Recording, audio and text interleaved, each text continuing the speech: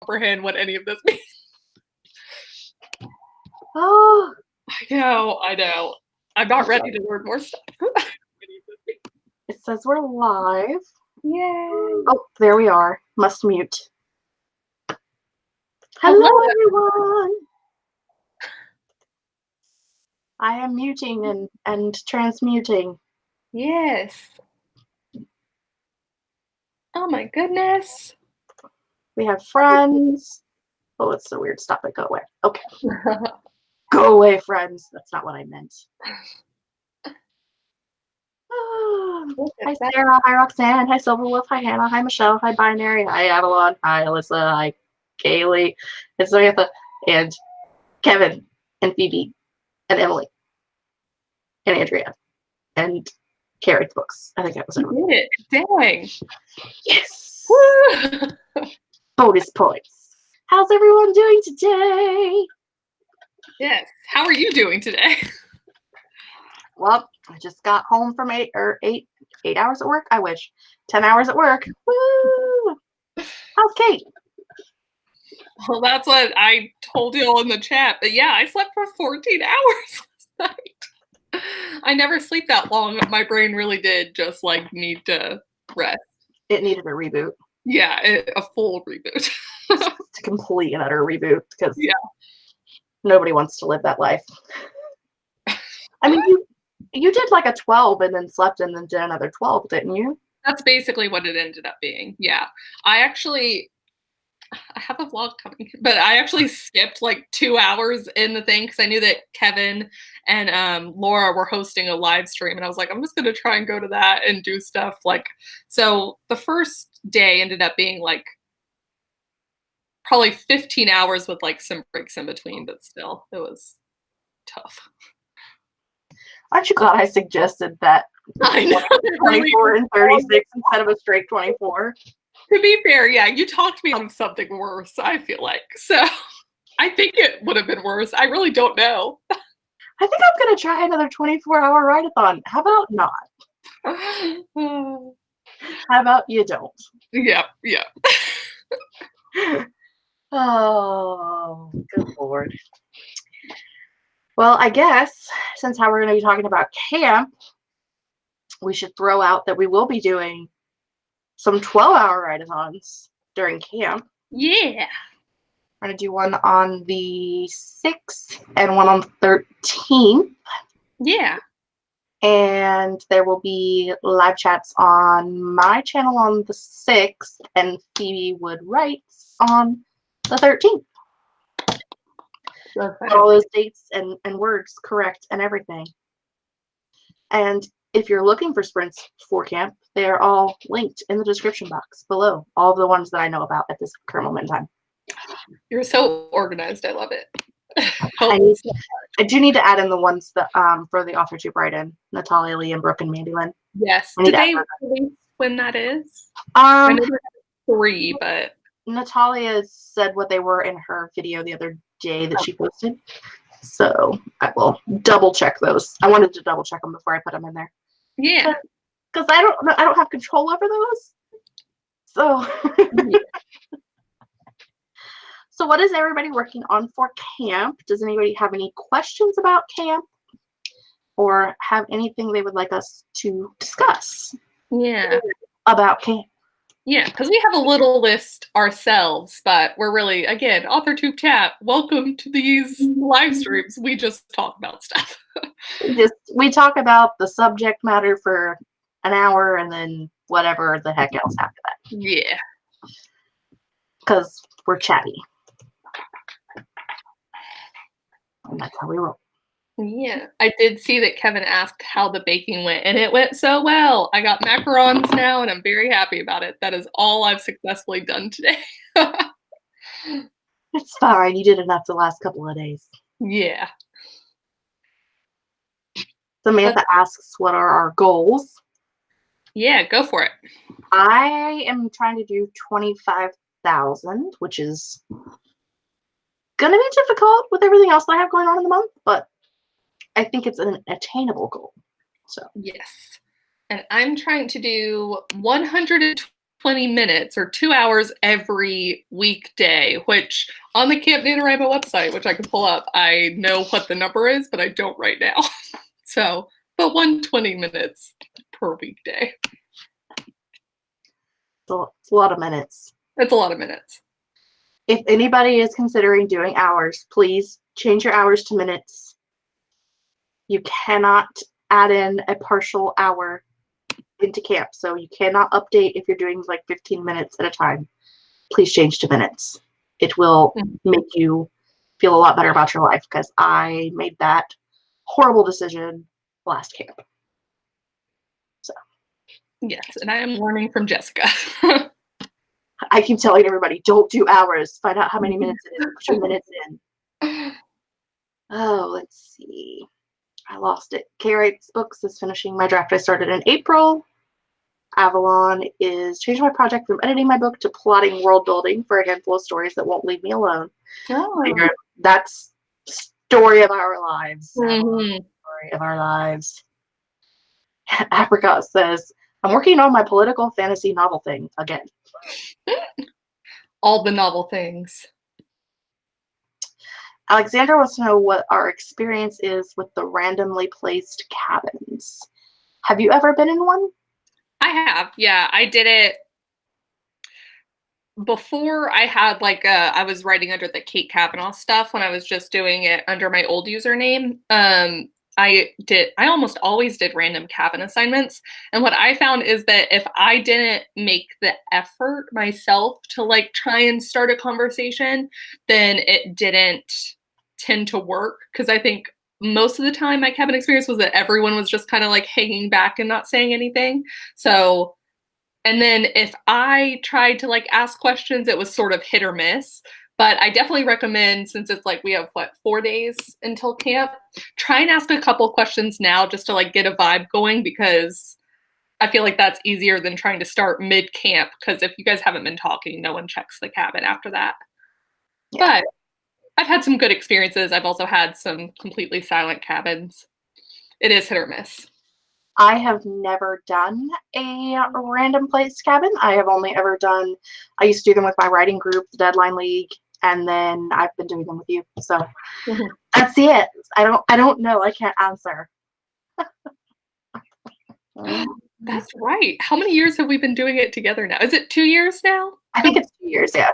Okay, because I was I think we might have done them both together, both of them last year too. Anyways. Okay. Don't ask me. I have zero memory. Michaela says, how do you stay motivated? That's a Kate question for sure. Not a Jeff question. Man. You know, I stay motivated. After my experience with April last year, it's just been to set my goal low and to be okay with changing my goal if I find that I've fallen too far behind. Because I think something about the momentum is really what carries you. And also, I mean, your cabin buddies, if you can find them, or people on Twitter or whatever, seeing other people still trucking along is usually what helps me stay motivated. Keeping active in the community. Mm-hmm. Yeah. Catherine is working on, final edits before their agent, before they go on submission in fall. Yay! Good luck. Sarah Parker Ford says, how do you avoid burnout when trying to hit a high word count? I've only done a time goal before, so I'm worried about I'm going to crumble with language. I think word counts, personally, are easier to attain and keep track of than time goals, because once you get so far in, there is only so much you can do. You can scramble and do a 12,000 word day on the last day. It ain't going to be fun, but you can do it. But you can't make up 48 hours on the last day. Yeah. It's impossible. I think so too. And that's what these write-a-thons have taught me as well, because I think I start out really strong and then I slowly per hour just kind of trickle down, because if I am just doing words, I'm actually really good about getting them in sprints and getting those words quickly, but having to maintain something across the hours, I find more difficult. But I'm curious what your word count goal is. Yes. Because I'm saying this, and if your word count goal is like 100,000, then like the advice is going to be a little bit different. Then it might be a little different. Yeah. Apricot says, hoping to get 30,000 words and only have 15 to 20 to go on their first draft, which is good. Everyone is agreeing to the minutes versus hours. These go minutes, not hours. Samantha is asking if anybody wants to join a cabin. So if you don't have a cabin, hit up Samantha. She's looking for friends. I see Emily says that I found even when I made an effort in random cabins, it was still like pulling teeth to get writing buddies out of my cabin. So that's a good point too. I don't know, even when I had good camp experiences, I don't think I have anyone now that I was in a cabin with that I was randomly assigned that like I still talk to. I did have one year where someone in my first cabin invited me into their cabin the next time. So like we were friendly enough still, but I haven't made like long writing buddies out of a cabin mate yet. But I do know it happens for some people. So I didn't know that camp was even a thing until my friend Robin from the writing group was like, hey, we're doing a camp cabin. And I'm like, oh, what? What? A who? So that was how I got into camp. But yeah, well, and also you could try and see if your local NaNoWriMo group, like the one that will meet up in November, if they have a cabin for your region. And that might be an even better way to like find friends that you can have for, you know, the longer go of it. Find out if there's like my area doesn't have one because we're so small. Yeah. So like that's not an option. But if you're in a bigger location and you have like an actual area of your camp, then that, or of Nano, possibility. Oh.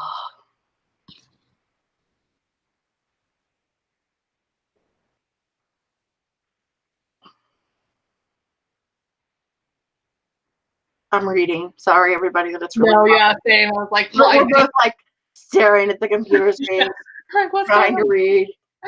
I see Cheryl says, I'm still working on my outline right now for my camp project. I want to write 25,000 words for camp. So that's a good, I'm curious how much prep work you have left, Jessica, if you've done any for camp, like gearing up. Are you attempting to do anything else before you start?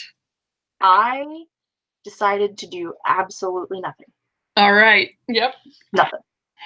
I, in case you don't know, I am working on a project that I worked on in 2014.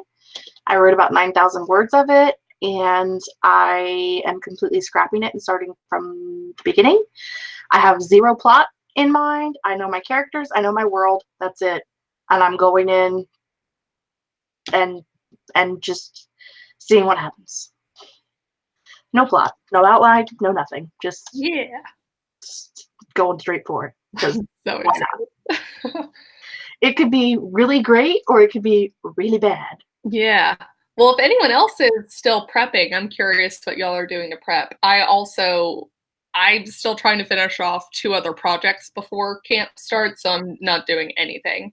And also because I'm working by minutes, this time, for the first time, because I've never worked by minutes before, I'm gonna like have some world building and stuff. All the preppy and writey stuff, I'm gonna do it at the same time during camp. So it'll be interesting. Emily also posted that you can get assigned to a cabin by a genre. That is also true. There are some like things that you can pick for like preferred cabin status. And you can leave your cabin.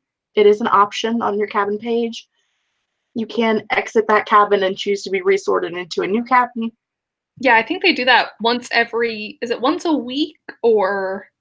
I don't know how often. I just know, like, I checked the FAQs when I was doing research for the video, because I did research this time, guys. Yay! But you can actually, it says that you can request to leave the cabin, and then they will take you out and then put you in a resource. So I don't know if there's like a specific day of the week that they do that on, or if there's a time frame when that stops, like if it stops halfway through camp or what the case is. But Binary says, any tips for a first-time plotter? So good luck. I'm not plotting. I have plotted before, and I think that you have a basic outline, but you're not sure how to go from there. I think the important thing is to remember that when you are a plotter, sometimes when you change from being a pantser to a plotter, you feel like you have to absolutely stick to a plot, and that's not always the case. You don't have to follow that plot to the end. You can change your mind, and you're still a plotter if you change your mind about your plot. FYI. Yes. Yeah, that's my same advice too, is like, don't be scared to go off outline. It's totally fine. You find some great gems, I think, in going off outline, whether you're a pantser or like whether you're a plotter or not, you find some stuff by not always sticking to it exactly. But I feel like it's just look at it as like a bonus from what you usually have, rather than thinking you need to like adhere to some strict sort of thing. My page jumped. Well, if you're curious about where to start, if you have specific ideas, I always recommend writing those ideas down first. You know, just kind of play around with it, write the certain scenes that you know for sure you want to be in the story, and then you can just kind of jump around from there. I'm forgetting my own advice to make the window bigger so that I could read these darn comments. Dun, dun, dun, dun, dun. Yeah, Catherine, you can definitely do minutes to edit instead. I think that would be great. That way you can still participate. Cheryl says she still has 15 chapters to outline. Well, maybe, Cheryl, you could give advice too on what it's like to plot your novel out. Roxanne says, I'm now kind of worried that my goal of 75,000 is way too big. That depends on you completely. Yeah. If you are the kind of person that has gotten 75,000 words in a month before, or even close to that, then that's not too lofty of a goal. Some people are able to do that. Some people not so much. I am a not so much person. That's what I have one friend that does like what is it? I can't remember what it's called, but you try to hit 1 million words during NaNoWriMo November. Which, you know, 1 million? Yes. They have like their own little forum on the NaNoWriMo website. I don't understand, but like if you can do that, there are people who have big goals. And I don't think 75,000 is unreasonable depending on how fast you can write and how much time you have. Well, and I've heard of like people doing like a 70,000 first draft of a book on like a long 3-day weekend. Not me, never happening, but I have heard of that. So 75,000, it really just depends on you. Yeah.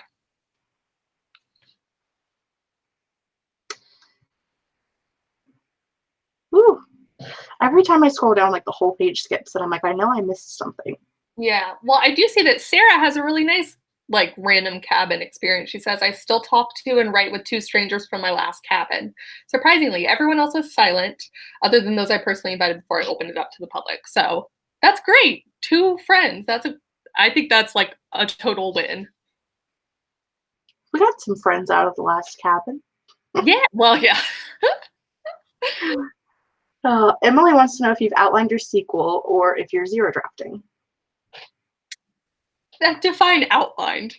I have like some pretty broad ideas for it, but it will mostly be a zero draft. I've just determined that is who I am as a person. So yeah, I have some big ideas. I know I can hit those ideas, but the rest of it will be a little bit of a mystery, other than I know how I want to set up the 3rd book. So like that's kind of what I'm playing with.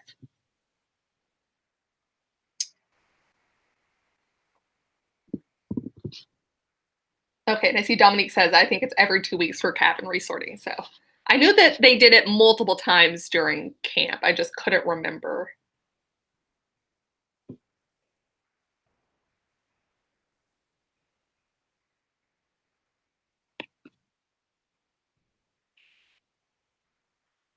I like Haley says, what? Oh, and then it jumped. Haley says that it jumped. Killing me. When people go off outline, why? I've been a plotter for most of my writing journey, and I just can't wrap my head around veering off the outline.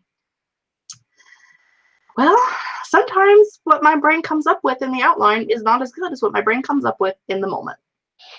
That's what my thing always is that, and that's why I say zero draft notes, because I have to write the characters with their dialogue, with this and with that, in order to understand them. So like what I thought was true of them at the start of the outline ends up not being true once I'm 2/3 of the way through the book.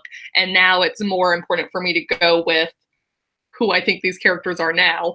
And that's how I end up off outline. I'm just following the characters. I don't know what I'm doing.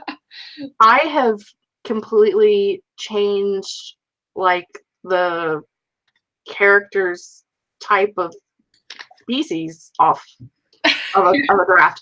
Like just because the character was like, this is not who I am. I'm this type of species. And I'm just like, oh, okay. That makes more sense. And then like it made other things in the story make more sense than what I had had. Yeah. So sometimes it just works that way. Yeah, I agree. Roxanne said I lost it, but I believe she said she has written 68,000 in a month. Yeah, 68,000 a month. So yeah, 75,000 is not that crazy then. Yeah, and I'll have to see. One year I was attempting to do 2 books in a month for NaNoWriMo, and I did not achieve that, but I do think I was in this. I think I got maybe 78,000 by the end of NaNoWriMo November. So as an adult with a job that I'm at for 55-ish hours a week, I have never written over 30,000 in a month. Yeah, when I was working corporate, I still participate. I didn't do the camps, and I only participated in NaNoWriMo November, and I only won one of those years, and the others were such a struggle to even get over the 20,000 word mark. So, I mean, I live on a farm. I have to take care of that. I have to spend my 55 hours a week at work. I have other stuff going on. Like I have to like eat and stuff.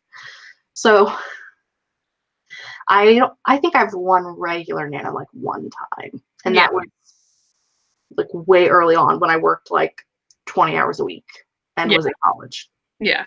I think it's just important to like know yourself and know if that's something that you can do, and to be willing to like push yourself, but not set a goal that's like that's just never going to happen for you, and to also be okay with that. Like Jessica talks about knowing and participating in NaNoWriMo, even though she's not going to hit the 50,000, and it's still being a good experience. And I think that's just something you got to learn about yourself.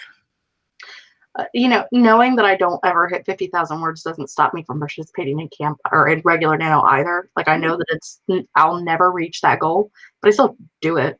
Yeah. And that's the thing with goals is it's a goal and like you want to get there, but just because you don't get there doesn't mean you failed. Yes. Yeah, because you always wound up with more words than you had. Like even if you only write 10 words the entire month, it's 10 words more than you had when you started. Yeah. I would hope you at least write 30 so you have 1 word a day. But Catherine says she handwrites all of her first drafts. Same. Oh my gosh. I think I might try typing this one, which I don't think I've ever done. Wow, okay. Man, you're going to try so much new stuff. Well, my arthritis is so bad right now that I don't know that I could write. I don't know that I could write for the month and they'll be able to do anything else that I have to do. My hand's just like, she's just real rough right now. So I don't know that I could hold the pen that long. So yeah, it is what it is. I'm 32. I have arthritis in my hand so bad I can't hold a pen. Whatever, it's fine. I need to learn to write left-handed so I can start on this one. I bet your left-handed handwriting is probably better than my right-handed one. So. Some of the guys at work, their handwriting, I call it hieroglyphs because like sometimes I feel like it's more pictures than words. And you're like, is this a squirrel or is that the word and? Apricot Stone says, I'm planning on doing a 24-hour write-a-thon to kick off camp, midnight to midnight. Anyone else think of doing something as insane? No. Man, I'm wishing you all the luck. Good luck. I will also not be joining this time. Here's the problem. If it's at some point during NaNoWriMo, I know I'll forget and like totally be down to attempt another 24-hour write-a-thon, but like, no.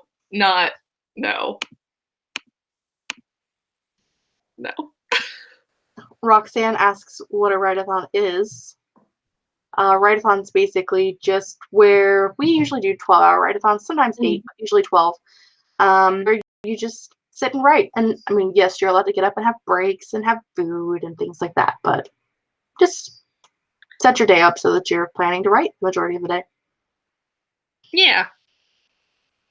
Like a spinoff of a marathon or something, just something that's going to take a while, or you're going to like write a lot of words or you're whatever. And like, you know, I think, what did you say the one you're participating in is the biannual bibliothon or something? So like, you know, there are readathons and just doing a lot of reading or a lot of writing or a lot of running. Evie wants me to get the kitty close to the camera. She ran away. She's in the window now, but she'll be back. Don't worry. No.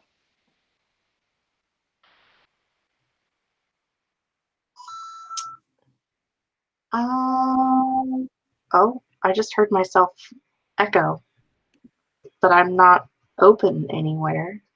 Weird. That was creepy. Oh my gosh, what if your house is also haunted? Laura's house is haunted, maybe your house is haunted, or maybe it's the aliens that have come back. I don't know. I don't know. Samantha, I have the dragon speaking technique thing where you talk into it. I don't have time for that. At some point in my life, if I get to where I need to use it, I will. But it takes too long to like train it to listen to your voice, to know what you're trying to say, and then I have to teach myself to use it properly, and I ain't got time for that. Yeah. I see Kevin says I have really bad carpal tunnel in my wrists and I work on a computer, so sometimes I can't write. Yeah. Oh, man. Yeah.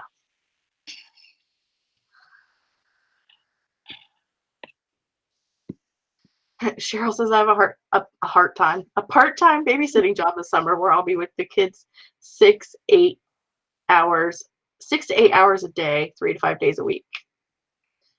All I can think about is like, that's like a babysitting marathon. Babysitting marathon. There you go. I don't want that. You can keep it. In November, I'm going to have a 24-hour challenge where I see how much I can write in one day, but that's only something crazy I do in November. That was Kay Wright's books. You know, I think I would be more okay with like a 24-hour challenge than a 24-hour write-a-thon. I feel like if I call it a 24-hour write-a-thon, then I feel like I need to write for 24 hours. But if I call it like a 24-hour challenge where I'm just seeing how much I write in 24 hours, like I could be comfortable with that. Okay. Yeah, my problem with all of the 12-hour write-a-thons or the 24-hour ones, I say problem, is that I feel bad if I get an hour where I don't write in. But that also means that rather than writing arguably as much as I can, I end up trying to pace myself. I'm like, okay, just make sure you get, my goal's always been 500 words an hour, if I can do that. So it ends up being kind of screwy, but. I don't know why my phone is dinging, because I was pretty sure I turned it off earlier, but apparently not. Doing that now. Nobody wants to listen to you, phone. Kevin says The Adventures of Babysitting. I don't know if you all have heard of it, but there is a book coming out in September called The Babysitter's Coven. That's about like a coven of girls that are babysitters, and I got an e-arc of it, and I am so freaking excited. What? I put it on my list for, I don't remember which readathon that's happening in July that I put it on, but I put it on one of them for sure. I was like, I need to read. I have 3 arcs for September. I have Seeker by Kem Chance, The Babysitter's Coven, and I don't remember what the other one is. Rebel Girls. It's about girls rebelling at a Catholic church, which Ooh. is so me. I think one of the girls, I don't know if one of the girls gets pregnant or if someone's spreading rumors that she's someone with loose morals or what the case is, but like the girls stand behind her and like rebel and they rebel and and so yeah, those are the things that I got, witch stories in Catholic schools. That's what I was looking for. Yeah, that sounds great.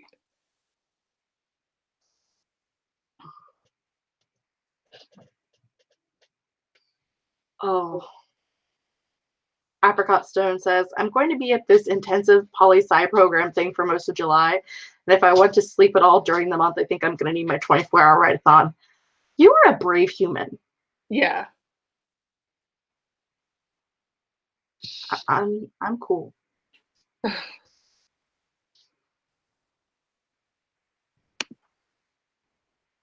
missed something. They're talking about art challenges. Oh.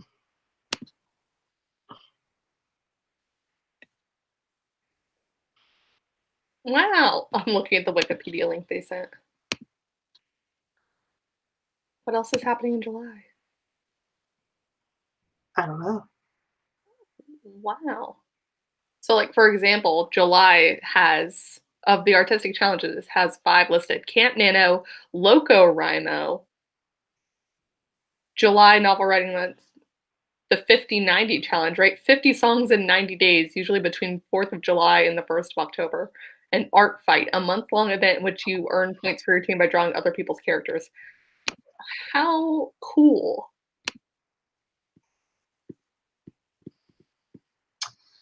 I am not an art person at all. Mm-mm. I can draw lopsided stick figures if that's your thing. That's about all I got. Yep. I can't even make a circle. Like, my circles are not round. Oh my gosh, the bucket list to do all of them. No artistic talent. I say that I feel like the only creative things that I successfully do are writing and then making videos about writing. So it's like all I got. When I originally went to college, I was between like an art major and an English major. Mm-hmm. And then I realized that I suck at art. So like, why was I there? Yeah.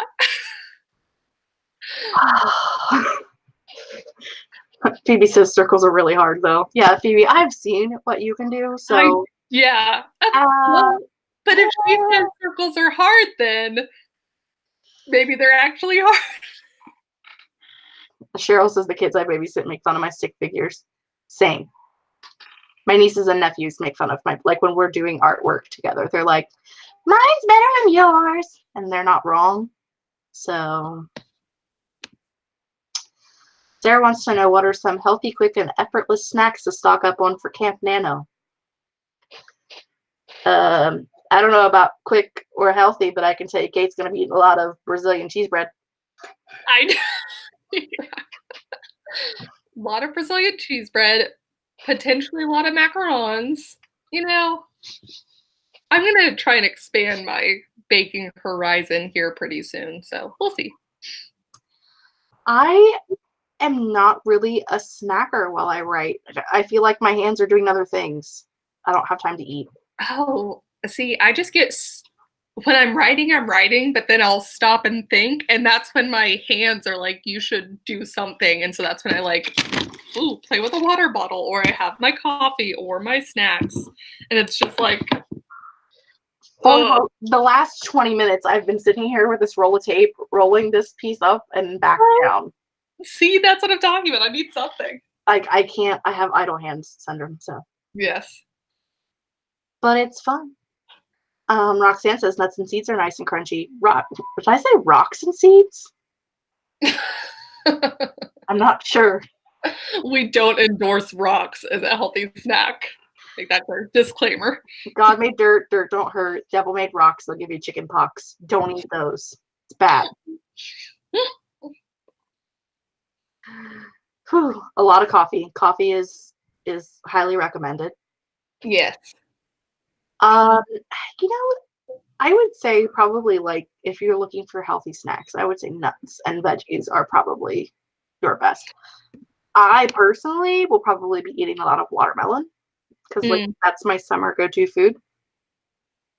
Yeah, I do a lot of fruit too. It's like peach season here, and I'll get some strawberries and. I know. I saw her running around. Your audience awaits. Kitty, kitty.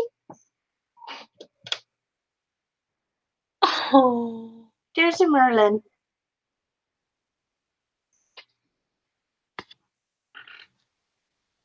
Your audience wanted to see you, ma'am. She's like, you called me over here, and now what will we do? Are you cool now? You happy? Hi. She's the most persnickety cat on the planet.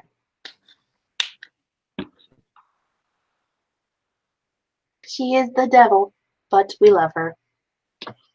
Bye, Merlin.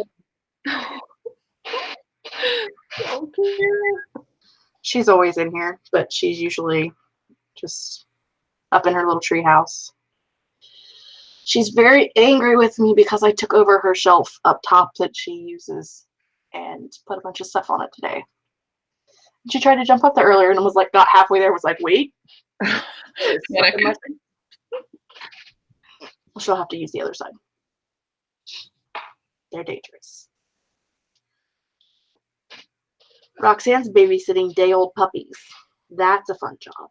I'm so jealous. No. We love the puppies. Oh.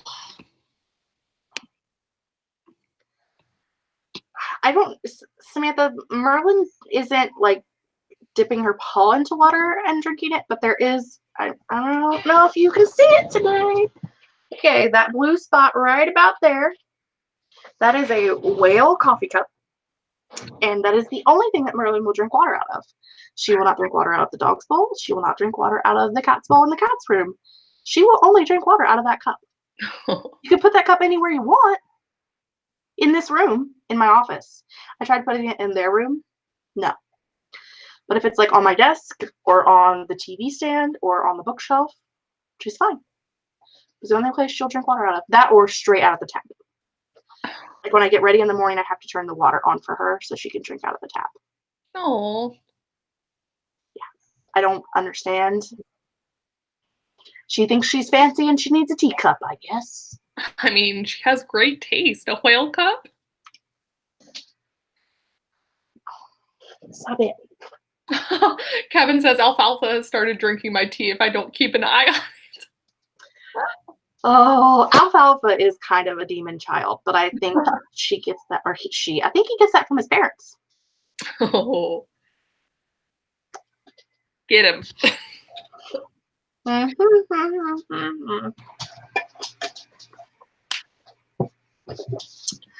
Okay, I'm going to look at my list and see if there's anything on my list that we haven't discussed. Yeah. It's been, 40 minutes. Yeah, well, I see Joanna asks, has anyone had luck finding a cabin on a forum? And I don't think I've ever used the forums until after. Like, I peruse them, but usually when I'm already in a cabin. So I haven't tried to find cabin mates that way, but I do think it could work. I wrote in my notes that probably one of the ways that I would look for a cabin rather than going like the randomized route is either A, if there is an Authortuber that you're really into that's talking about doing camp, definitely ask in the comments. It's not, it can't hurt to say, hey, are you in a cabin? Do you have room in your cabin? I'm looking for a cabin, whatever. B, go to Twitter and look up the Camp Nano hashtag. there are a lot of people on there looking for people to be in cabins with them. And typically, if you're actively searching for people to be in a cabin with, you're going to talk in your cabin. Mm-hmm. So definitely something that you can do is look on Twitter, look on YouTube. I don't think it hurts, even if it's not somebody that you're friends with necessarily, that's an author tuber that you watch. I mean, it's not going to hurt their feelings if you're asking them if there's room in their cabin. Yeah.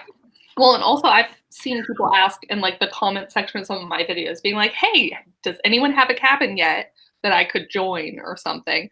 And other people will respond. So yeah, if you follow someone like Kate who has a lot of followers, then you can look in their comment section and see if someone has commented on it, or definitely something you could do. Our cabin is full. We went pretty quick.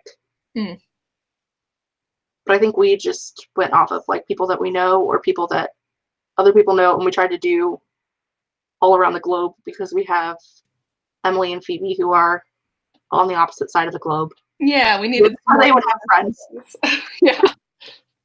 So they would have people active in the cabin when they're awake.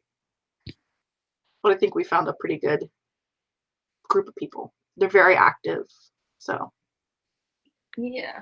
I checked earlier today and there was like 8 new comments, and then I forgot to read them. Yeah, I saw that. I had 13 by the time I logged in to check how many minutes I was doing, so I need to read through them too.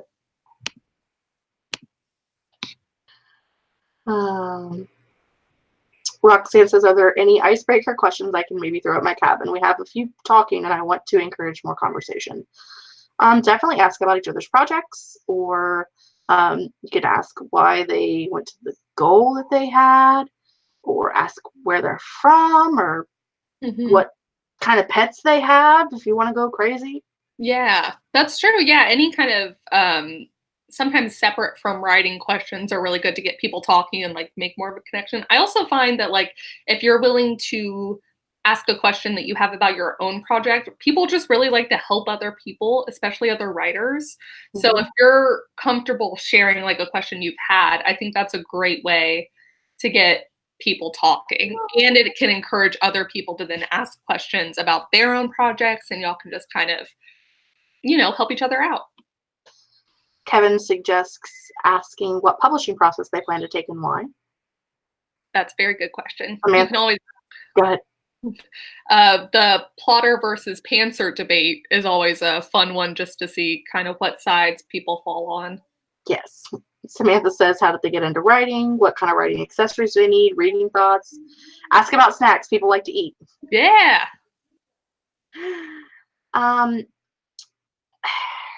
Kaylee says, I'm in a cabin, but no one is talking. If you ask a few questions, Kaylee, and you don't get any answers, like within the next couple of days, I would suggest maybe trying to switch to a different cabin. But try and make the effort yourself too, because then at least you can say you tried, Well, and the thing to remember is I won't lump us all into the same cardboard box, but a lot of authors are people that just are either self-conscious or don't want to be the person out in the forefront and talking to everyone. So sometimes you just have to, take a step forward and be the person who brings up the conversation. Yes. I can do that because I'm behind a screen. In person, not so much. In person, you have weird random guys that walk up to me and go, hey, your hair's blue. And I went, yep, matches the color of your shirt. Anything else I can do for you? I'm so curious about these guys that lead with, hey, your hair is blue. Like you didn't know. It was like some 60-year-old white guy. Like, hey, your hair is blue. Sure is. Matches your shirt. Anything else I can do for you? That's so funny. One of these days, I'll be like, oh my God, it is. What happened? That would be amazing. Emily also suggests that they may start talking after July 1st because they may not log in until then. That's true too. I suppose that's possible. You mean there are people that aren't as excited about camp as us? Yeah. That aren't as crazy? What?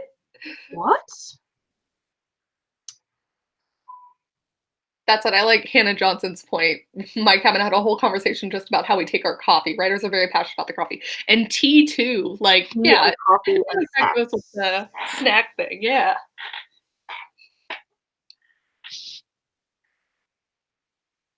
Planning on starting 2020 with a challenge. What kind of a challenge? Also, I do see I'm starting to plan it already. Oh my gosh, you're so far ahead. I'm just working to get through July right now, I feel like. I have decided, which I kind of talked about a little bit in my planner video, that I'm going to start planning quarterly instead of yearly, because I made big plans at the beginning of the year, and now everything, because I didn't, accomplish what I set up. So like everything is like 6 months behind, and like there's dates in there. So I think quarterly is probably a better idea for me. I think that's what you've convinced me too, because I was totally like 2 years ago gung-ho on the year thing, and then it's just I've slowly like not hit the goals I set, or like changed goals like halfway through and been like, this isn't working anymore. So well, and I think like once you like, if you're doing yearly goals and it's March and you haven't hit where you're supposed to be at, it's kind of defeating, and you're like, well, I'll just start over next year. Like, you still have 9 months left. Yeah, it's awful. So at least if you're doing quarterly and it's March, you're like, well, I'll just kind of push through till the end of March, and then I'll set up some new goals at the end. Yeah. And move on. Yeah. So that's what quarterly's a cool thing. I'm enjoying it. I need to set up my quarterly planning because we're at a new quarter and there's only 4 days left. I need to do that. Wait, are you gonna have a video about that? I haven't decided if I'm going to film it or not. I am really struggling with like how to film. Okay. Literally, when I filmed the planner video, I set my tripod up in front of my desk and I stood behind the tripod and put my arms around it and was pointing at stuff with the tripod in between my body and my hands. Yeah. I don't really think I can like plan out the planner that way. Yeah. I don't think I can like sit there and draw like this. Yeah. Fair point. So I feel like a voiceover after the fact or something. It's gonna be interesting. Yeah, I have to just figure it out. It's fine. Cheryl says I make plans, but I never complete them. Then I get depressed. Life of a depressed person. I completely feel you on that. I kind of talked about it a little bit, maybe also in that planner video. I'm not really sure. I think I am kind of coming out of a depression spiral at this current moment in time. I think I'm on the upswing because I have been a lot more active and a lot more productive in life and in writing. So it's definitely not the best time to try to be creative, but that's what it is. I'll keep trying. Kevin, I understand that a lot of people record theirs upside down and then flip the video, but like I can't film it from there, like, because all you get is like tripod legs. I can't get it the angle without tripod legs. I haven't figured it out yet. So how big is your tripod? I don't like a normal tall one. Okay, that's what I have. This like small tripod, and then I have like one that I think stretches up to like 4 feet or so. Well, I have the small one. It's like about the same size as yours, but it's not tall enough. Okay, gotcha. And then the other is too tall. And so I don't know. No, I'm gonna figure it out. I bought that clamp thing, but it doesn't really work because the camera is so heavy that it like pushes it down. Yeah. I'm enjoying life. Yes, Kev, a leggy video. I know you're totally into women's ankles. I'm sure that's your thing. You know, my aunt and I were reading like a Weight Watchers magazine, like a recent Weight Watchers magazine. And it was talking about how, like, if you're feeling self-conscious about yourself and you're trying to be flirty, you should just wear pants that are skinny legs and have, like, a higher crop at the bottom. Because then you're showing your ankles. And I'm like, what is this, 1854? Just wear a turtleneck and show them your ankles. That's fascinating. Like, it literally had a picture of like a lady with like a mock neck, a long sleeve shirt, full pants with like sandals, and her ankles showing. And I'm like, but who? What century are we in right now? Yeah, the ankles are really doing the talking for you, huh? That's fascinating. I showed my ankle. You know what that means? It means my ankles are cold. Sometimes. Some things, people. Okay. Before I continue to talk about ankles, I'm going to look and see. One of our other questions was, what if you run out of plot before you reach your goal? What's your suggestion, Kate? Oh, so glad you asked. So the first time I did daily videos in NaNoWriMo, I ran out of plot. It was an adult sci-fi novel, and I am not an experienced enough writer to have done adult sci-fi, was the thing I learned. But I ran out of story before I think I had like still 6 days left. And what I did was I wrote short stories from like different characters' perspectives to get to know them better. And then I feel like that kind of aided the story in some ways. So if I ever revisited it, I felt like I had a better grasp of the characters, and that still feels productive. Or you can always start another story. Camp is so flexible that I think that's fine. And you can count the words if you're going by words, or count the hours. So those are my 2 options. My notes say that if you are doing words, you can always start a new project, which is, it's one of those things that like it seems so obvious, but some people feel like if you're writing more than one story during camp that it's cheating, and it's not. You're committing to writing a certain number, not a number in that one project. Yeah, and not finishing the project. So right. It doesn't need to be. Totally fine. If you don't have another project idea, I highly recommend going to Pinterest and looking up writing prompts. Because some people don't have the 87 stories in the back of their brain like you and I have. Right. So you can look up writing prompts on like Pinterest, or I'm sure there's websites out there. I think you had one in a video way back in the day. I don't even know. Yeah. I don't do writing prompts, so I don't know where to find those, but I know you can find them on Pinterest. Yeah. Also, I don't know, I go on Reddit, and there's literally a subreddit about writing prompts, and they're usually really fun, and you can go through them very quickly and see if any kind of speak to you. I think that's great. Yeah. Writing prompts. And then my other note is that if it's a non-word goal, if you're doing pages or hours or minutes or whatever the case is, definitely go ahead and start editing it. If your goal was to write 50 pages and you wrote 48 pages, go ahead and edit for 2 pages or whatever the case may be. Hours, minutes, whatever. Yeah. You can always switch from one step of the project to another if your goal allows that.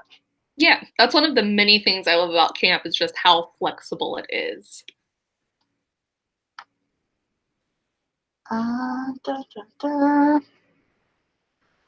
What do you do if you fall behind? Change your goal. Change your goal. That goes back to the theoretically you can get 12,000 words in a day, but you can't make up 48 hours in the last day. I think the last time you were able to change your goal up until like day 28, it was really late in the camp. Yes. So I think if you're staring down the barrel of it's July 15th and your goal is 50,000 words and you're at 5, you should probably just restructure your goal. Again, not something to be ashamed about, not something to feel bad about. It's totally fine. It's still 5,000 words more than you had before. Or what I do is I don't change my goal. I just roll with it. And if my goal is 25 and I get 15, then I got 15. If my goal is 25 and I got 50, I got 50.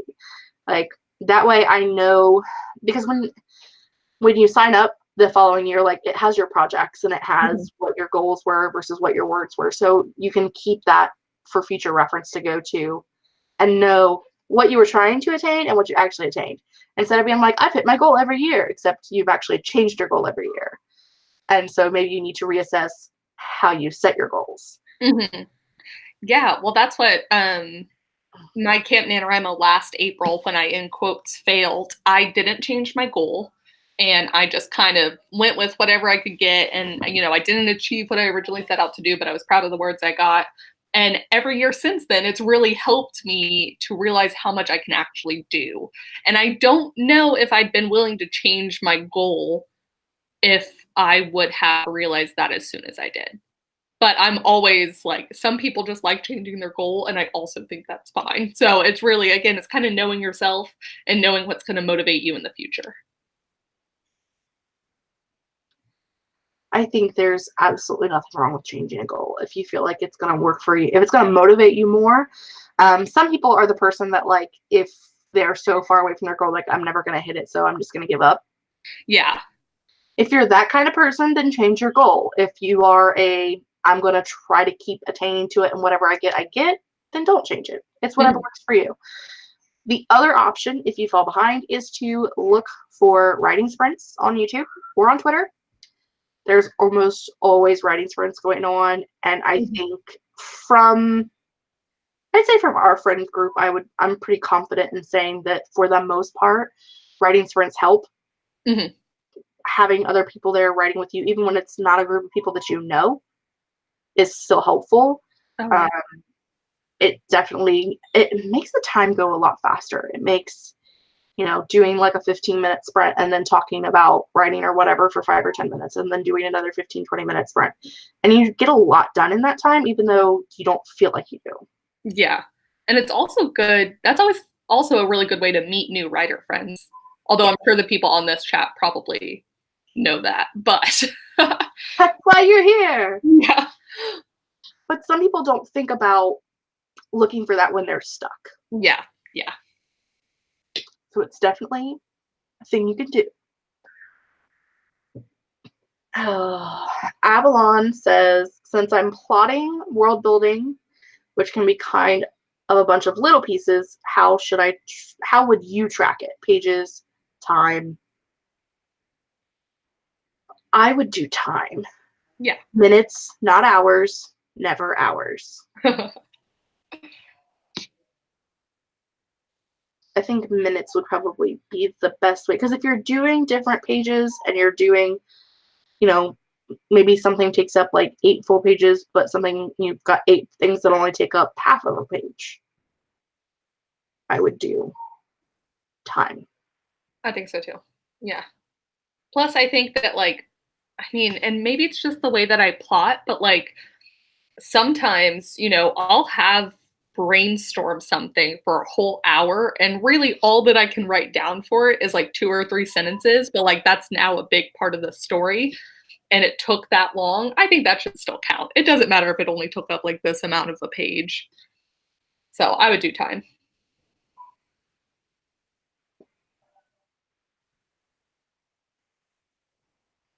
Eli says, what do I do if I know nothing about editing? I just finished my novel and now I need to start that process.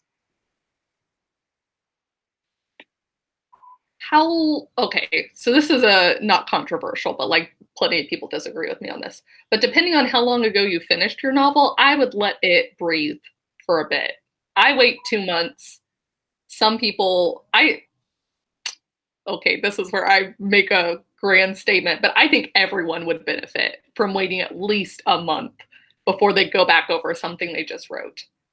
So maybe wait a little bit, and then I would take it by big picture items first. Editing the word choice isn't as important if it's, you know, your second draft. You want to get into like making sure the character motivation makes sense, making sure like your plot's where you want it to be. That's the more important stuff to work on now. Plot, characters, world building, things that have to mesh in order for the story to make sense. Yeah, you're editing the story. You're not editing the writing at this point. Well, and that was one of the things that I don't think I've ever talked about on the channel. I talk a lot about like how long I've been working on Warriors because it's been, I was in college and I'm old, so it's been a long time. But when I first, like, I wrote my first draft, like, I didn't know anything about editing. So, like, the very first thing I did was line edits. Mm-hmm. I've changed plot 4 times since then. Yeah. So I think that's something we all have to learn by doing it though, because that's what I thought editing was the first couple times too, is I was like, oh no, it's this, like, I have to make the words be good, and like that's what's important. well, and it was, I mean, we're talking 12 years ago. Like, Yeah. YouTube might have been a thing, but I didn't know it existed 12 years ago. Yeah. So it wasn't like I didn't have peers telling me what I could or couldn't, what I should be doing. I didn't have like this knowledge base in front of me. Basically, I was like getting books out of the library and kind of trying to do it from that point of view. But even then, like I didn't know which books to get out of the library. So I was just doing what I thought was right. And I basically wasted 3 years doing stuff that didn't need to be done. Yeah. Yeah, because, and the reason you don't want to edit, like do line edits, is because if you do end up changing your plot or your characters or whatever later, all of that work you put in to edit those lines is gone because they don't matter anymore for that scene, for that chunk of scenes, for that entire minor subplot. Like, yeah, just wait until you're farther along to line edit. Eli says they already took their 2-month break, so they're ready to do stuff now. There are a lot of Authortube videos out there about like beginner editing, and that's definitely some editing, and that's definitely something that you can look into. Somebody somewhere has a video about books, like editing books. I'm trying to think of what it is, but my brain is not here with me currently. You could definitely go to your local library and ask a librarian about books on editing books.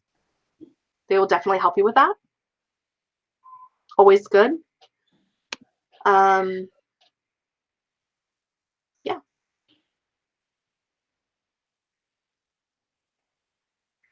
Oh, I see. Kay Writes Book says the first thing after I finish and taking about a month break is re-outline it because I tend to stray very far from my original outline, and re-outlining helps me find plot holes. That's kind of similar to what I do. So I decided for me, I just like don't outline it all the first time and I let the zero draft kind of be its thing. And then after the zero or first draft is when I make an outline with what I want the story to be, and then I can figure out what needs to change based off of what I have to meet this new outline. And it's very similar. Like my zero draft is essentially just like a detailed outline, but I have to go back through and make sure that the outline makes sense. Yes. And I have found that it is helping a lot with doing that versus plotting and trying to stick straight to my plot. It doesn't work for me. Wow, look at that. Okay, so I see Haley, Emily, they both came through with some sources for us. Self-editing for writers, indie authors, bookshelf 19 best titles for self-editing. Dang. And please don't pay anyone to edit your book at this stage of the game. Yes. Yeah. And also at this stage, don't pay for like beta readers either. And I don't know if people, did I see anyone doing that? I don't get beta readers until I'm done with like the second or third draft, but that's a personal preference because I don't think my writing's very good on my zero or first draft because I'm just trying to get the story out. So I tend to wait, but I think it depends on how solid your draft is. Mine, not so much. Yeah. Kate, same. Yeah. I think it's just, I mean, it really just depends on each individual person and where how they draft. Some people write a first draft and it's immaculate. Yeah. And some of us write words that are garbage, but are words. Yeah. That's what I always tell people is that, like, I write very quickly, but it takes me, 2 to 3 drafts potentially for it to, like, in quotes, be good, like, be good enough to share. My friend writes their first draft and, like, it takes them a lot longer time, but it's, like, ready to read at that stage. So we all have our own process. Yes. And nobody's process is right or wrong, except when it is wrong. Don't buy yourself on the New York Times bestsellers list. Other than that, you're fine. Pretty much. Other than that, it's pretty much okay. Yeah. Phoebe says, I really like Janice Hardy's book on revising your novel. Look at all these sources. Guys are awesome. Yeah. Robin asks what settings I use. I have a video, Robin. I have 2 videos that I've done around NaNoWriMo where I actually printed out and, like, made a vlog of it, but I get it from Office Depot or Office Max. And I just like the spiral bound coil thing and lamination. So I'll see if I can find that video and I'll link it.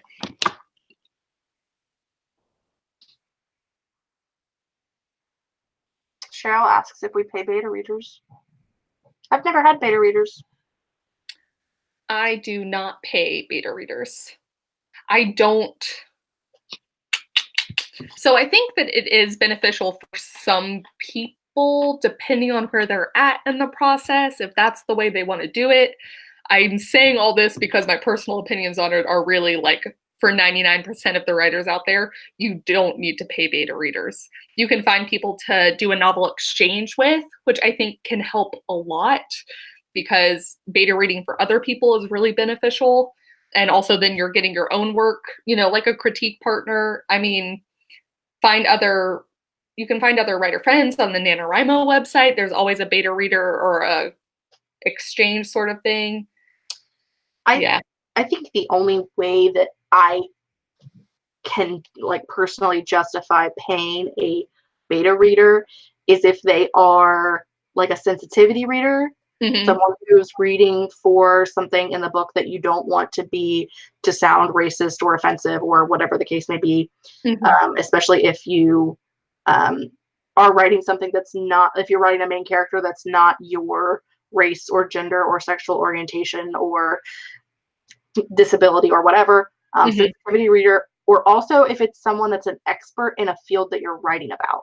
Yes. If you're writing a book about nuclear physics and you're not a nuclear physicist and you want it to sound realistic and you want to pay a nuclear physicist to read it, then yes, I would pay them also. I don't know what the going rate is for that, but I would say that it wouldn't be much off course of an editor.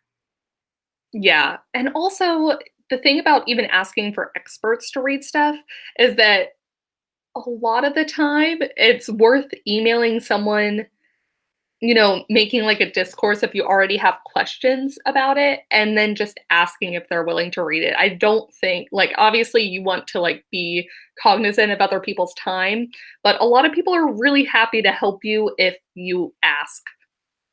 And I would go that route as well. Yeah, and it's the same with sensitivity readers. Like, if it's someone that you know that is a friend of yours or someone that you know that you have, like, a contact with, and they are the right person to read that for you and they offer to read it, that's fine. But it's definitely something that you should offer, because a lot of times a sensitivity reader or I forgot what a specialist is. They're not necessarily someone that also writes, so it's not someone that you can trade a like for like with. So you have to repay them for their time somehow. Yeah. Alyssa says, I've heard you don't pay beta readers, but you should always pay sensitivity readers. So yeah, essentially that. Cheryl's never heard of a sensitivity reader. I actually had never heard of a sensitivity reader until a couple of years ago. I can't remember the book, but it was written by a middle-aged white woman, and they were like, this could have heavily benefited from a sensitivity reader. So I had to, like, look it up and see what it was. I was like, oh, okay, cool. Yeah. Basically, try not to be a racist. Yeah. Well, and I feel like they've, like, it's become a lot more common as we've moved away from like having exclusively white, straight, whatever protagonists, which is good. And Right. we all need to do that. But also, and sometimes it's even like not be racist thing, which obviously don't be racist, but like sometimes if you don't have that lived experience, you're never going to be able to have that lived experience. So it's more to like help you from being ignorant. Yes. And also can just aid you, and like they can potentially be like, hey, this might be a better way of saying this than that, or whatever. There's things. My thing too is like, I wouldn't say no to 2 sensitivity readers that are like on the same topic, because some things that offend some people won't offend others. And like, if both of them are like, this is horrible, like that, whoa, what are you thinking? Yeah. But if one of them's like, I don't know, and the other one doesn't bat an eye at it, then you're probably okay. Well, and I think that's what, even with, I've seen people say, even with like own voices type of books, they've had someone else who shares either that disability or like that, gender identity or whatever, read it, because your lived experience isn't always the same as other people's lived experiences. And it's such a shame, but like own voices books also tend to get picked apart a lot more. And Yeah. so I've seen people say that they want more sensitivity readers, even if they themselves identify the same way as the main character. I think one of the best examples that I have of like a way that it was explained to me that I enjoyed, or not necessarily enjoyed, but like understood better, was one of the books in the Magnus Chase series by Rick Riordan, who is a middle-aged white man. He has a character that is gender fluid, and as the character is trying to explain to their friends what that means, and the character literally says like, it's different for everyone, but this is how it is for me. And that I appreciated, because just because straight people are straight people, it doesn't mean that their experiences and their, like, even with us, like weirdo straight people, like not everything is exactly the same for every person. Like every person isn't exactly the same. We don't all have the same likes and the same wants and the same needs when it comes to that aspect of our lives. So why would we expect someone who isn't straight to be exactly the same? Just went into a weird tangent on a topic that we are not discussing, but No, I think it's good. Well, I also see Kevin says, my agent connected me with a sensitivity reader who offered to do it for free. Free's not common, and I offered to pay, but another plus for agents. Agents are the best. I hope to have one day. Isis wants to know if we have any tips for getting more involved in the writing community. Good news is you've already started by being here. Yeah. Definitely, I mean, being involved in the writing community, if you are looking to be more involved in like your local writing community, contact your library, see if there's a writing group in your area. There is a writing group that's in my area, but it is predominantly ladies in their 60s. And so it's not really my type of crowd. Yeah. So I don't go to their meetings, and like I probably could start my own, but it is a pretty small town. So, but there's like a Southern Ohio writing group that meets here locally, and it is, like I said, predominantly older ladies with blue hair. Maybe I do fit in. But they talk about like the books that they're writing and stuff on their webpage, and I'm like, nope, that's not gonna work for me. But yeah, you can talk to your librarian. Usually they'll have that kind of information. If you're looking for internet-wise, you can look on Instagram or Twitter. You can look at specific hashtags for what's going on. There's usually a lot of like readathons or not write-a-thons, but like writing challenges and live chats, and hit up people in YouTube comments. Yeah. Comment sections on videos that you really liked. Reply to people's comments. Yeah. Make friends. Make friends in the chat. Yeah.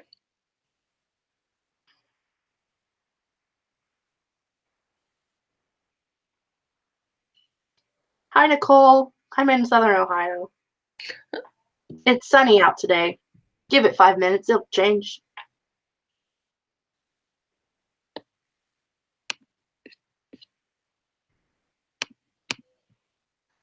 Haley says that writers group sounds exactly what I'd love to be a part of. I'd scare them though. I have weirdly fun relationships with ladies in their 60s or older. I'm very patient with the elderly because I had 2 grandmothers that were very elderly and very frail. So like I'm used to it. But most people who don't know me, I'm a lot. So has anyone ever told you to be less you? Like, I love you, but could you be a little less you today? Less you. Sometimes it happens. So I'm a lot. I have a big personality, and you can't tell from my videos because I'm like, must talk like robot, cannot, must behave, be good. But in real life, kind of crazy. So the older is probably not a good thing. I found that in-person writers group always, I guess it depends what you want out of it, because I do find that like things can be fantastic, but they can also be like kind of, there could be divisions within depending on what genre you write as well. So if you could find a genre specific one, that could be helpful. But I know that, again, if you don't live in like a really big area, sometimes that's not always available, but you can try. There actually recently, and I didn't go because I had to work and it was kind of bummy, but the one local bookstore that we have did like a local authors day during, I think it was like during a festival or something downtown. And so they had like 10 local writers that had like their books out and they were doing signings and stuff. And I really would have enjoyed going, but I had to work. So I mean, I guess there are like more local writers than what I think there are, but I don't know who they are. Yeah. And I don't know if we're going to be friends. Maybe I should look them up. Maybe they're on YouTube and I haven't found them yet. Hello, Merlin. That's the thing we've talked about. But like Authortube is so much bigger than I thought. So I'm constantly discovering new people. And that's exciting. Right. Yeah, it's been crazy lately. Like all of the new people, because not just the community is bigger, because like we know from subscriber counts that there are a lot of people that watch videos. I didn't realize there were so many that make videos. Yes. Yeah. Like people that make the videos. There's such a large community. And I just didn't realize that it was really there, which I also didn't think that there were like 25 of us. I thought there was like probably 200, not like 2,000. Yeah. Yeah. It's crazy. It's a lot bigger than I thought it was. And that's kind of like the good thing that came out of the drama, is that you got to learn that the world is so much bigger than you ever thought it was. Yeah, I think so too. Yes, please come join us on Authortube. We're the cool kids. We have fun here. Yeah. Monique just started her Authortube like 2 weeks ago. Way to go, Monique. Yeah. Welcome to the real world. I'm trying to go to her channel. Nicole also just joined. See? It's crazy. I didn't know that Authortube existed when I started my channel. I started out as a booktuber, which I still am predominantly a booktuber, not an authortuber, but that's just because I read more than I write. So I have more to talk about with reading than with writing. But once I found out you all were here, you came running. I came to party. So I don't even remember. I think it was a Ben Sanders video that I was like, oh, that exists? Like I was watching one of his booktube videos and he started talking about Authortube and I was like, what is this? Must find out. Yeah. And then that led me to Jenna. That's what I didn't know when I first started making videos either. I only knew there was booktube. Like I thought I was being really cool being like the only booktuber that was going to talk about writing. Yeah. Like just me, obviously. I was gonna be the only one. Yeah.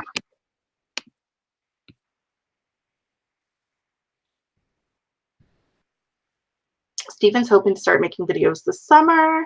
Yay! Roxanne says, I'd love to be an Authortuber, but I'm so paranoid of people who know me recognizing me. I really don't, like, I've accidentally shared my videos on my channel before, and, or like on my like Facebook page, and I'm like, whatever, like, they either watch it or they won't. Yeah, Brooke Passmore at By the Brook has a really funny story. If she hasn't shared it, I'll have to see if she can share it, about someone she kind of knew in person finding her videos or purposely looking her up kind of thing. So if you're really that scared of it, you can always write under a different, or make videos under a different name. Like someone else we know that you all know as Kate. Yes. My friend Brianna at Rainy Days and Stormy Nights, she is a booktuber, not an authortuber. She did like a live Twitter feed. I was crying. I was laughing so hard of when her dad found out that she had a booktube channel. Really? And he was like, why didn't you tell us? You're so great. You look so beautiful. Like, why didn't you? And she's like, my dad is like the most beautiful thing ever. And I was crying. I was laughing. Oh, that's so cute. Like her parents found out and they were just like, oh my God, you're so famous. Look at all these followers you have. And it's not like she's got like 25,000 followers or anything. I think she's under 1,000. I'm not, don't quote me on that, but still, like, yeah. It was just like the cutest thing ever. They're like, why didn't you tell us? That's super cute. I've tried to explain the concept of live streaming to my parents like 5 different times. I think they're finally starting to get it, but it always cracks them up. They're like, wait, what, are you talking to your friends again? Yep, that's what I'm doing. Well, and I think your parents are a little older than mine, and like my mom gets it. Yeah. She's like, but like, why? Like, don't you have real friends? Like, yeah, I'm seeing her tomorrow, but tonight I'm hanging out with Kate. Okay. Yeah. Who is also my real friend, but I see her real face on the computer screen. It's real. Calm down. I mean, it'd be different if like we were still back like when I was in high school and you were in like chat rooms and you could say you were anyone, but like I see your face. Yeah, yeah. I feel like that really does make a difference. So, you know. Yeah. I like, Kevin says people at my job have brought up my videos to me, and I would say for the most part, people are pretty cool about it. Yeah. I mean, there's only 3 people, 1, 2, 3, 4. There's like 6 people at my job, including me. And 3 of them are over the age of 50, and one of them's my cousin, so I don't think they'd care. Don't care. That's what I missed something, but Emily's saying YouTube promotes longer videos, so don't be afraid of longer content. Yeah, if it's over 10 minutes, if it's under 10 minutes, they've apparently started to like not penalize you, but like they want you to make longer videos. Really? Yeah. Mm-hmm. I did not know that. Yeah. They just don't promote it, or like, you know, in the little suggested box, they don't suggest content under like 10 minutes. Michelle says, I would love to join Authortube, but I don't know if I'd be brave enough. Also, I'd be afraid of people not understanding my accent. So I watch most YouTube videos on like 2 times speed. There are a couple of people that I have to lower to like 1.75 just to like understand what they're saying. Miss Emily Bourne, I have to watch straight speed. Like I can't watch her sped up because she has an accent, and that's fine. It just means I have to spend more time watching her videos. That means that I love her and care about her content because I do that. That's what I actually love, when people have accents, because I think it's just like so much more fun for my ears. Yes. Like I'm all about it. Right. I mean, it doesn't bother me at all. I just have to like, I'm like, okay, I'm going to watch Emily now, so I must hit click button, regular speed. Got it. Yeah. Yeah. Well, and you know, the thing that like people who have, I know that Brooke's gotten called out for having like a little bit more of a Southern accent. She does. I have to slow her down sometimes too. It cracks me up. Because I live in Texas, so like most of the people I know have like pretty thick accents, and so Brooke's I can detect, but it doesn't really sound that different to me than anyone else. So I'm like, it's not that bad. Brooke is not that bad. Some days, like she's like one of those ones that like I'll have to like flip down to like 1.75 on a day when she's like real hyper. But that's she talks fast. in general. Mm. So, you know. Avalon says if I wasn't planning on doing a podcast, I would do Authortube, but between the podcast and writing, I just wouldn't have time. Kate is a podcast person. I am not. I have to see faces to be interested. That's what Emily was saying when we were all chatting earlier too. But yeah, I love me some podcasts. So Avalon, let me know when you start yours. I really do. I'm all about the podcast game.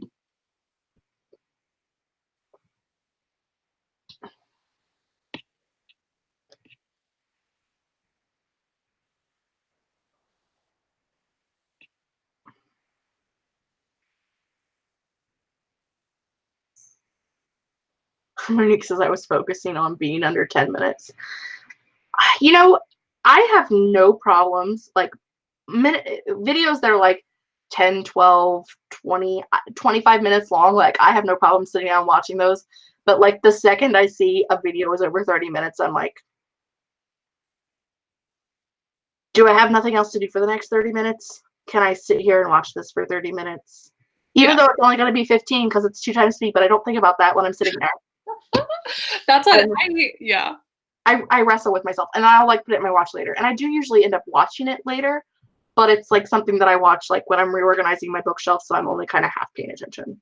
Yeah, that's what I feel so bad because my vlogs, especially like the weekly camp ones, and I know the one I just did for the 24 and 36, they end up being so long, and it's just I've just given up attempting to make them much shorter. And that's one that I'll put on and like go clean my shelves, and I'll listen to your voice and maybe turn around and see your face, but it's fine. Yeah, and which is, we all have our preferences, and when I'm watching something too, if it's longer, I tend to that's when I'm eating or something. Like I treat it almost like I treat TV shows. So I do that too. I will watch longer ones if I'm eating. I don't even watch TV anymore. I very rarely ever turn it on. I turn it on for American Ninja Warrior. That's it. I haven't watched this week's yet. So it's Wednesday, so I haven't watched it yet. Probably not going to get to watch it until this weekend. But that's not the only thing I watch on television anymore. Because everything else I pretty much watch like on Netflix once the season's over.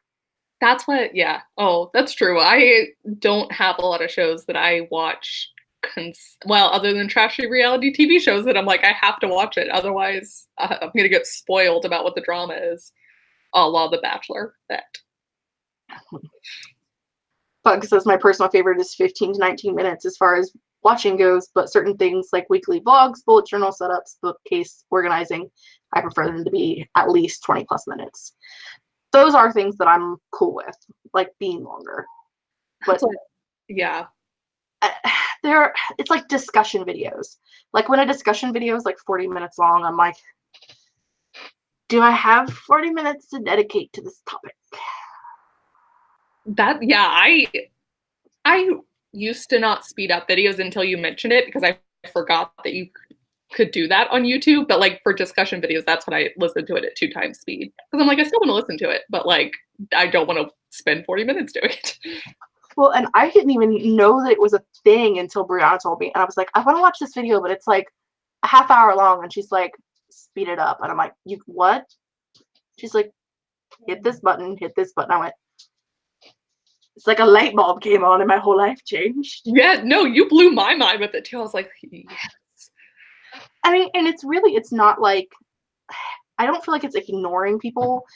It's like, even my videos, when I talk, it's like, it's so slow.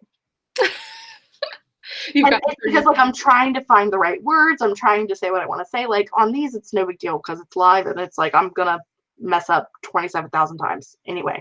So, but when I'm like recording, it's so slow, and I kind of feel like I should just like speed up the whole thing before I start to edit, and like just a little bit, just tweak it like a little bit. Yeah. So I'm totally cool with like just fast forwarding the whole thing. Yeah, I cut out so much of my thinking time. Otherwise, my videos would be even longer than they already are. Kevin says, I read online that if you 2 times speed videos, the YouTuber gets less watch time. Having said that, I watch most videos on 2 times speed. I did not know that. I would assume that it would just Like, I guess that makes sense, but like, how do they know? You know, it also like doesn't matter that much. Like, if depending on like what you're wanting to give the YouTuber, like you've already clicked on their video and given them a view, and that's really how they're getting, like, if they're gonna get paid for their video, like it's by view, not really by watch time. So I don't think it matters.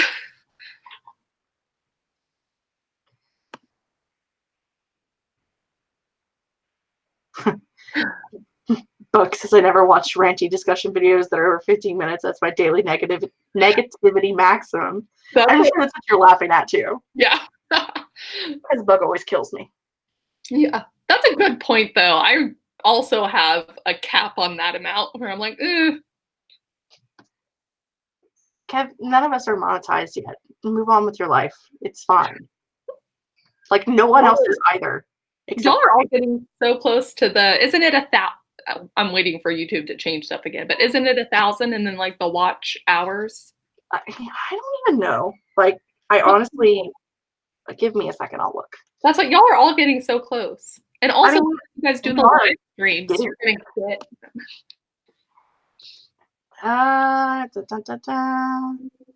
If I X out of this page, is it gonna make the chat go away? Let's go to a different page.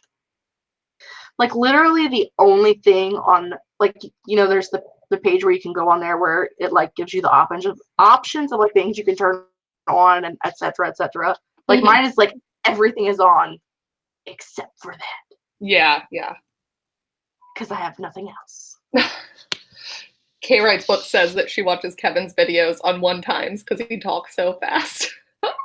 My comment in one of Kevin's most recent videos was like, I was sitting here like, what kind of speed did this guy take? And I was like, oh, I'm on 2x speed. Never mind, just kidding. Like, I seriously was like, he's cracked out of his mind. What is he doing? I like it. Me. Especially when you're excited about something, like it makes you seem more excited. Yes. Amps up the excitement. Yeah. But sometimes it's like, why are you so happy? Oh, it's on 2x speed. 2x. Just kidding. Kev says he tries to talk slower in videos than he does in real life. I think that's part of it too, because like this speed is my normal speed, but like when I'm filming, it's so much slower, and that's why I'm like, I need to speed this up. Like, is it real? Yeah. Nobody has time to listen to me talk for the next 23 hours. Channel. I think that's the button I want. I'm still looking for. Don't mind me. I'm over here looking for stuff. No, that's perfect. I'm curious. I want the answer, so I'm glad you're looking. My application is submitted and in review, so that must have been from before the changes. Yep. No, it is watch hours. You need 4,000 watch hours. And is it 1,000 subscribers? At 1,000 subscribers, yes. Okay. Does it tell you how close you are, your watch hours? It has to be 4,000 in the previous 12 months, and mine's at 1,426. Okay. So, even though my subscriber count is close, watch hours, not so much. That's what I wrote it down when I was doing the thing, but like I only got monetized in this like past December. And at that point, I think I had like 3,000 or 2,000 something subscribers already. It's literally that I just didn't get the watch hours up. Well, and that's what it says too. Like, it can take them like a month or two to decide if they're going to monetize you or not. Yeah, like, yeah. I mean, it's really not that big of a deal to me. Like, I'm not doing YouTube to make money. Yeah. It's not my side hustle. Like, I'm just here. Yeah. To talk to people and meet friends and have a fun time. Yeah. But, like, I mean, it's not a bad thing. It might help pay for that ridiculously expensive camera that I bought. Whatever, it's fine. But Kevin's really sore about it. Like, he's not gonna make it if they don't monetize him soon. Kevin doesn't have any friends. Go be his friend. Poor Kevin. Well, I have 693 subscribers. Like, I had 666 like 2 days ago. You're crushing it. Also, over on my thing, it says 685. So you have more even What? I don't even, like, it takes so long to, like, on the website to catch up with what it says in my creator page. Thing. Mm-hmm. Jigger thingy. Yeah. Yeah. Samantha says she loves us, but she don't got time. Yeah. Trust me, we all understand that on a deep spiritual level. Yeah, I have approximately 10 videos, 10 different tabs pulled up to watch like later tonight. I think I'll watch probably 5 or 6 of those and then I won't got time.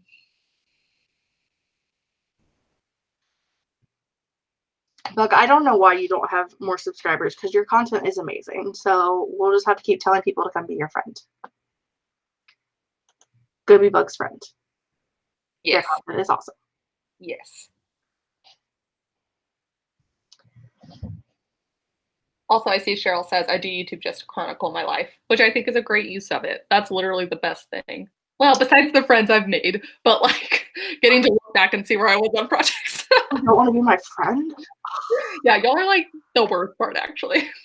I probably am the worst part. I think I will ask you. Oh, good Lord. But yes, it is kind of just like, it's like a chronicling the writing journey part of it. And that's why, like, my page, you will very rarely see like a writing tip type video because I don't feel like I write enough to give anyone tips on how to write. Yeah. But it's more like a journey chronicalization than a tip making factory. Just in case. You should know. Yeah.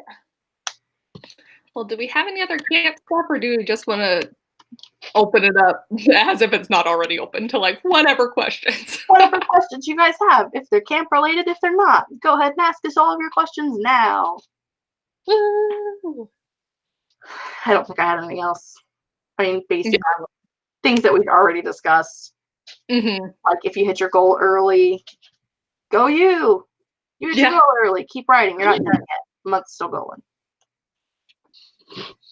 You need to change your stories in the middle of the month because the one that you're working on isn't working for you. That's fine. Do it. Yeah. Go to that shiny new project.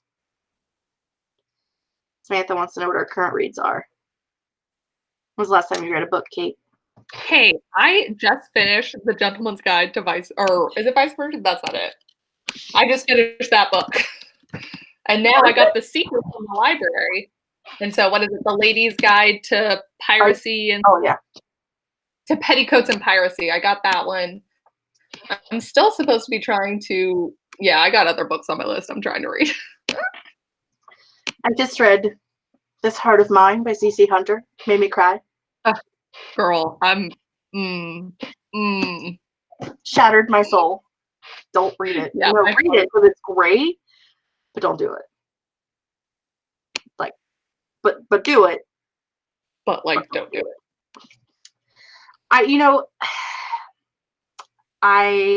Kate and I discussed that, like, I was 30% in and I decided that, like, whether I liked that book or not, I was going to look up more C.C. Hunter because I love her writing style. I just love the way that she writes, but I ended up really enjoying the story. I think I ended up giving it like a 4.75 stars. So.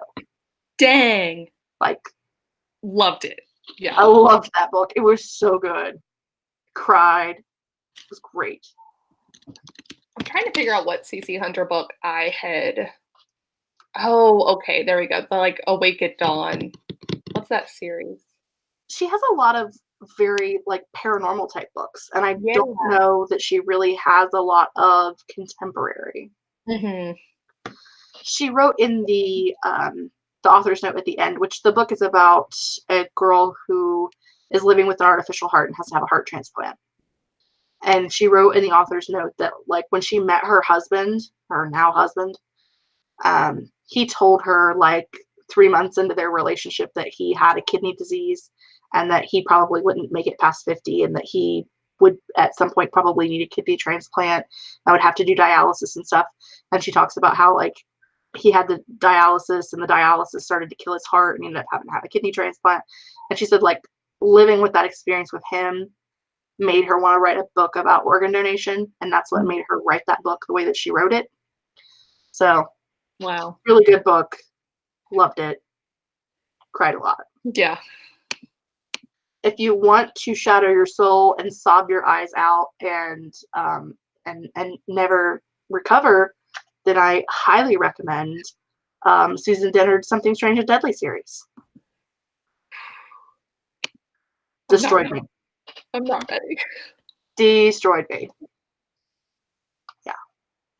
I read mostly fantasy, but have been reading more contemporary because I'm trying to write a contemporary, so I guess it's not a contemporary because there's magic in it, but it's like not magic. It feels more contemporary than like. It's a contemporary, but it has like some fantastical elements. Yeah. Isn't there a word they've come up with for that? I'm not talking like urban fantasy, but like the one that you're talking about, like in between.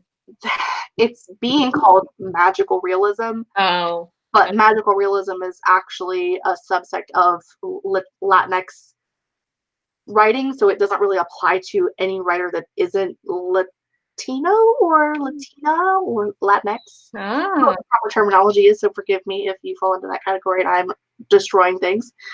But basically, like, everyone just calls anything that's like contemporary with a little bit of magic in it magical realism, but it doesn't actually apply to most of what they're applying it to.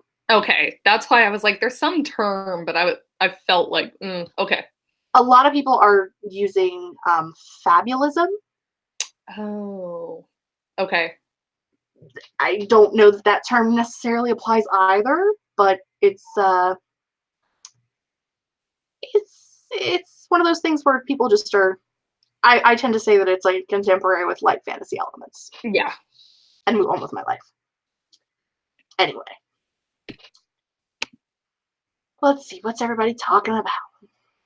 Nicole highly recommends The Night Circus by Erin Morgenstern.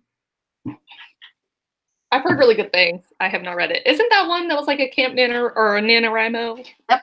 I hope it says it gives me hope that something amazing can be written during NaNoWriMo. Here we go. Susan Dennard's Something Strange and Deadly was also written during a Nano. Steven said he just read They Both Die at the End by Adam Silvera. I am not ready to cry again right now, but it is on the list. Mm-hmm. Stella says I'm reading Winter House. Forget who it's by. Aristotle and Dante discover the secrets of the universe. I have heard very polar opposite things about that book. Like, people either absolutely love it or think it's complete garbage. So I don't know how I feel about that one yet. Haven't read it.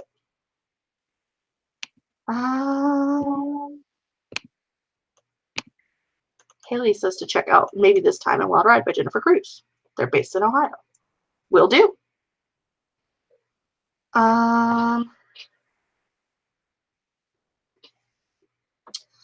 am not into adult romance. That reminds me, there's another book that I need to read. I need to write it down right now or I'll forget. Someone asked me to beta read for them and I completely forgot. Writing it down. Wow. I'm going to I'll look up, I like adult romance. I'll check that out. Let's see. I am like the worst human on the planet. Like, I completely forgot that Carla asked me to read her book. It's an adult romance. And she's like, if you're not okay with like reading sexy kind of stuff, like, then it's not for you. I'm like, it's not what I normally read, but I'm 32. I can handle it. Go down. It's fine. I'll read it. I'm here for you, girl. But yeah. I'll read that for you.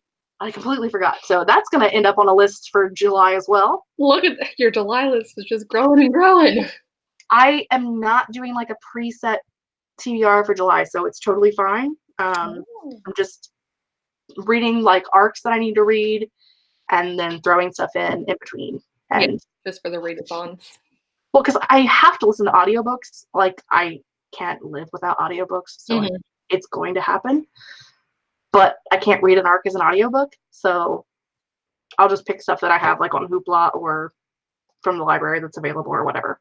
I try to find books that I already own, but sometimes that happens, sometimes it doesn't. Anyway, writing down Pestilence by Laura Thalassa, or whatever that says. I see Kevin also says Cinder was also a NaNoWriMo novel. Cinder, Yes. that whole series, one of my favorite YA series of all time. Me as well. Lunar Chronicles. Heck yes. You know, have you read the bind up novellas? Oh. Stars Above. I have not. There is an epilogue. The last short story in that is an epilogue. So. Oh, shit. Okay. Go to the library, my friend. I will. All right. Emily's off. Bye, Emily. I wrote down the name of the book and the last name of the author and not the first name. Whatever. It's fine. Last name searchable.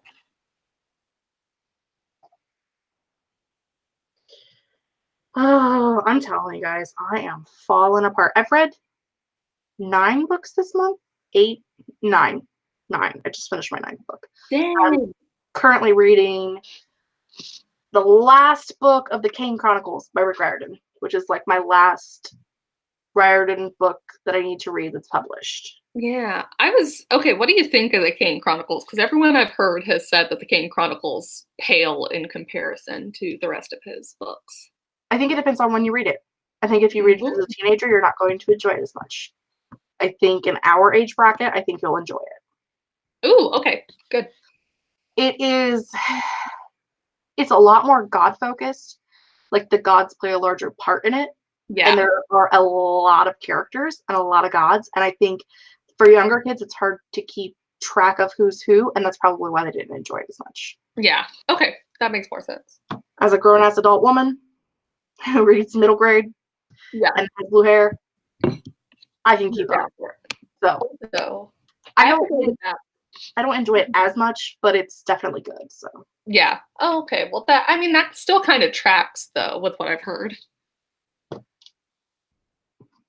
Oh. But I do have to go to the bathroom, so please run away. Do we want to keep up with stuff, or I can mute myself and run too? Anybody have any other questions before we run away? Samantha, no, I have not read Six of Crows. It was on my list last month, and then I realized that I needed to read the trilogy, the Grisha trilogy, beforehand. Oh, see, I don't own that yet. I listened to or attempted to listen to the audiobook of the first Grisha trilogy, and I didn't like it. But then I have read, this is awful. This is how you can tell I've read a lot of half of books, but I read half of Six Crows, and that I loved. So gotta go back to it. I was going to read it because I own that duology, but I didn't realize that there are characters in that are in the trilogy that aren't like super important. But if you read that one first, then you'll know like the outcome of those two characters. So I decided to read the Grisha trilogy before because that's chronologically accurate. Yeah, and that's what I think people are saying that it's okay to read the Six of Crows. I'm willing to give the Grisha trilogy another try. I just was, in comparison, I just really didn't like it. Yeah, okay, I see Samantha saying the Grisha trilogy is way bad in comparison to Six of Crows trilogy, so I feel slightly affirmed in that feeling. Well. Also, Nicole, wait, where did I see this? Someone wanted to know what hair dye you use, but I now don't find it. I answered it in the comment. Oh, okay, okay. Wow, I'm just talking about other things. So, you know.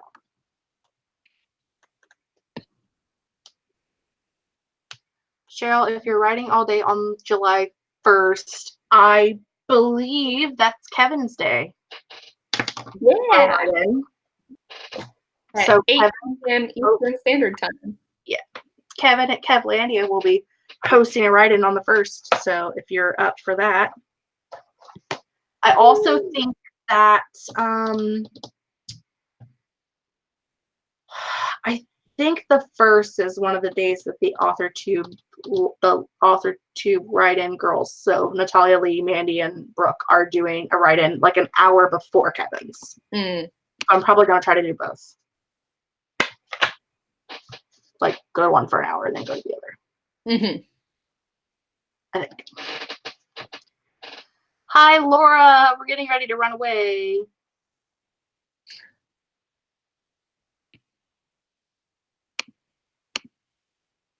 Yes, July 2nd for you Aussies. I can't help it that you're in the future. I don't have a time machine. I can't fix it. Thank you all for all of the wonderful book recommendations. Yes. I'm adding lots of books to my list. I'm going to I'm going to watch some videos, including some journaling videos. And I have some journaling that I need to do tonight and have dinner because I like food and it's 8:30 where I live. Catherine, when you're not working, you can rewatch it. It'll be up for you to peruse, and you can watch it on 2x speed and not have to go into his blather. It's great. Woo! Anything else you'd like to say, ma'am? I don't think so. I think we about covered it. I think we did. Again, if you are looking for sprints, check the description box. I think, our entire cabin schedule for there at this current moment in time. Mm-hmm. And I will be editing it as the month goes on and adding it if I find any write-ins. If you're hosting a write-in and you want me to put it in there, leave it in the comments section and I'll add it in for the month. Yeah. To help everyone out. I guess it. I'm good. Are you good? I'm good. Okay. Bye, friends. Bye. Bye.